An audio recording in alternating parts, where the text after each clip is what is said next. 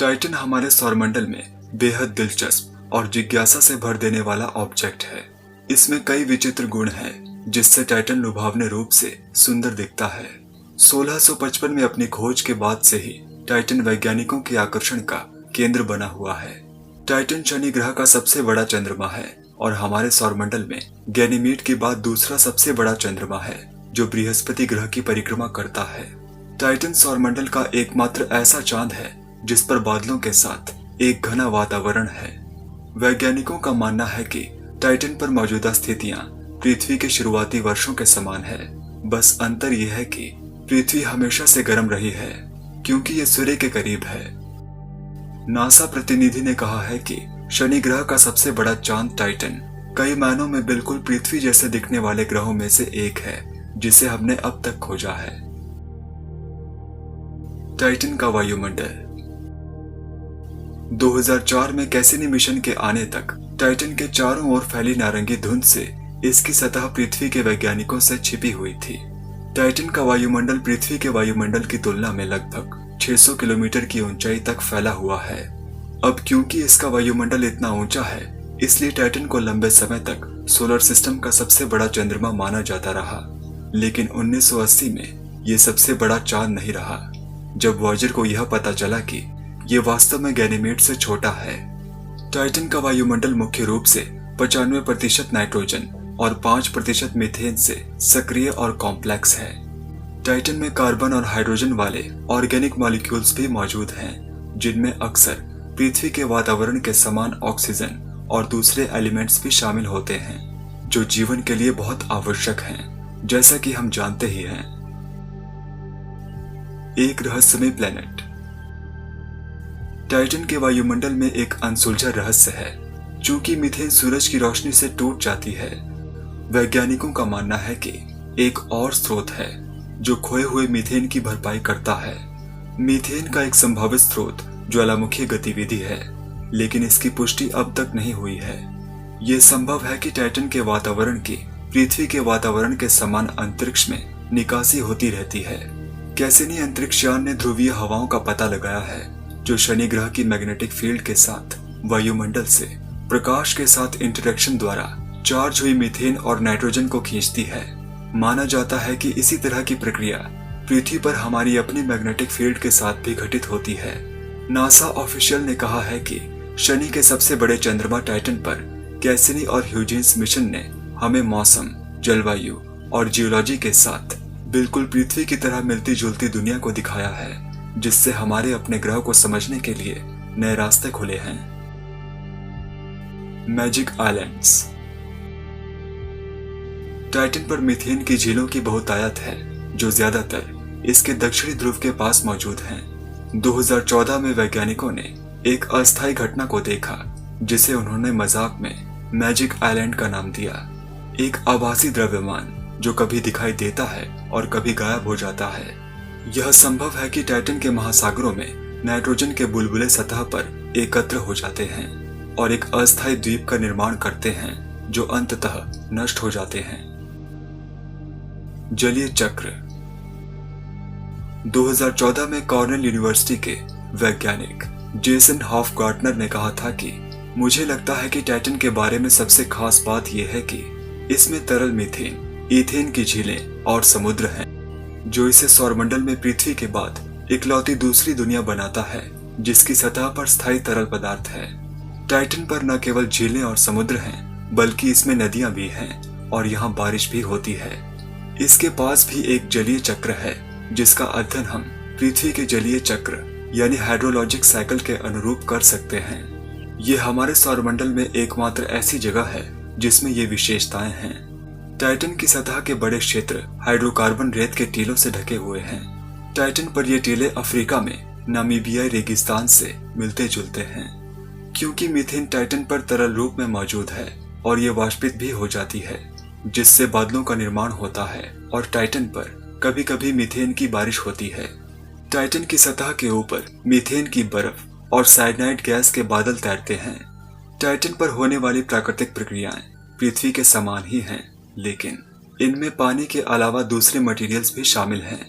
यहाँ सूर्य की रोशनी बेहद कमजोर है और जलवायु मुख्य रूप से मौसम के साथ जुड़े प्रकाश के वातावरण में परिवर्तन द्वारा निर्धारित की जाती है। टाइटन से मिले डेटा से ये भी पता चलता है कि इसकी सतह के नीचे एक तरल पानी का महासागर भी मौजूद है, लेकिन अभी तक इसकी पुष्टि नहीं हुई है।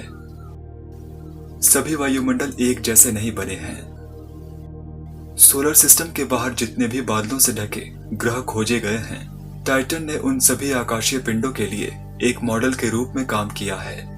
इससे पता चलता है कि हम सूर्यास्त को देखकर बहुत कुछ पता लगा सकते हैं। Cassini spacecraft. 2017 में कैसिनी अंतरिक्ष यान ने शनि ग्रह पर अपना 2 दशक का मिशन पूरा किया था। 15 अक्टूबर 1997 को लॉन्च किया गया यह अंतरिक्ष यान 30 जून 2004 को शनि ग्रह पर पहुंचा। पहुंचने पर कैसिनी अंतरिक्ष यान ने यूरोपीय अंतरिक्ष एजेंसी द्वारा निर्मित ह्यूजेंस अंतरिक्ष यान को लॉन्च किया। ह्यूजेंस को टाइटन का अध्ययन करने के लिए भेजा गया था और शनि ग्रह के इस चांद पर उतरने के साथ ही आश्चर्यजनक परिणाम देखने को मिले। 14 जनवरी 2005 को ह्यूजेंस प्रोब पैराशूट द्वारा टाइटन की सतह पर उतरा और करीब 10,000 फुट से अधिक ऊंचे कई पहाड़ों की पहचान की। ह्यूजेंस प्रोब की ऑब्जर्वेशंस के बाद से टाइटन वैज्ञानिकों के लिए एक सर्वोच्च प्राथमिकता बन गया। इस मिशन ने बहुत अच्छे परिणाम प्राप्त किए, जैसे कि टाइटन की सतह पर ली गई हाईएस्ट रेजोल्यूशन तस्वीर को कैप्चर करना। मेन मिशन और एक्सटेंडेड मिशन के दौरान कैसिनी टाइटन की संरचना और इसके वातावरण की कॉम्प्लेक्स ऑर्गेनिक केमिस्ट्री के बारे में आधारभूत डेटा प्राप्त करने में भी सक्षम रहा। कैसिनी के निष्कर्षों के आधार पर वैज्ञानिकों ने पानी और अमोनिया से बने एक आंतरिक महासागर की उपस्थिति का अध्ययन किया। अंतरिक्ष यान ने टाइटन के मौसमी बदलावों को भी ऑब्जर्व किया, जैसे कि 2015 में टाइटन के दक्षिणी गोलार्ध पर बर्फ के बादलों का निर्माण, जिससे संकेत मिलता है कि इस क्षेत्र में भीषण सर्दी होती है। टाइटन पर इस मिशन का मेन फोकस मौसमी परिवर्तन और ज्वालामुखी गतिविधि के संकेतों को खोजना था। The grand finale. टाइटन ने कैसिनी मिशन को समाप्त करने में एक प्रमुख भूमिका निभाई थी। इस असाधारण चांद से कैसिनी स्पेसक्राफ्ट को शनि ग्रह के रिंग्स के बीच उड़ान भरने के लिए पर्याप्त ग्रेविटेशनल बूस्ट मिला, जिसकी मदद से कैसिनी ने पहले कभी नहीं देखे गए क्षेत्र को एक्सप्लोर किया। कैसिनी के शनि ग्रह में डूबने से करीब 4 महीने पहले जब अंतरिक्ष यान टाइटन के करीब से गुजर रहा था, वह नो रिटर्न की स्थिति थी और टाइटन के ग्रेविटेशनल प्रभाव के चलते अंतरिक्ष यान की गति शनि ग्रह के रिलेटिव लगभग 1925 मील प्रति घंटा तक बढ़ गई। टाइटन से इस करीबी उड़ान से कैसिनी ग्रैंड फिनाले तक पहुंच गया। जेट प्रोपल्शन लेबोरेटरी में कैसिनी के प्रोजेक्ट मैनेजर ने कैसिनी की अप्रैल 2017 की अंतिम यात्रा की शुरुआत के बाद एक स्टेटमेंट में कहा कि अंतरिक्ष यान अब एक बैलिस्टिक ट्रैजेक्टरी पर है और अब 15 सितंबर को कैसिनी शनि ग्रह के वातावरण में प्रवेश करेगा, चाहे कुछ भी हो। एक नई पृथ्वी।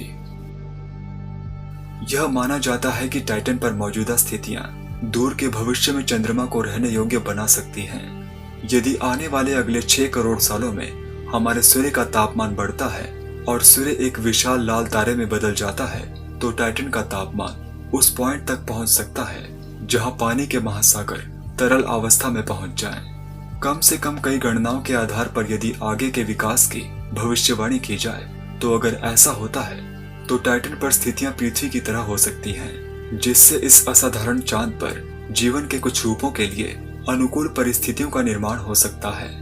पृथ्वी पर किए गए एक्सपेरिमेंट से पता चलता है कि टाइटन ऊपरी वायुमंडल में और सतह पर पहले से सोचे गए कॉम्प्लेक्स ऑर्गेनिक केमिकल्स की तुलना में अधिक रहने योग्य हो सकता है।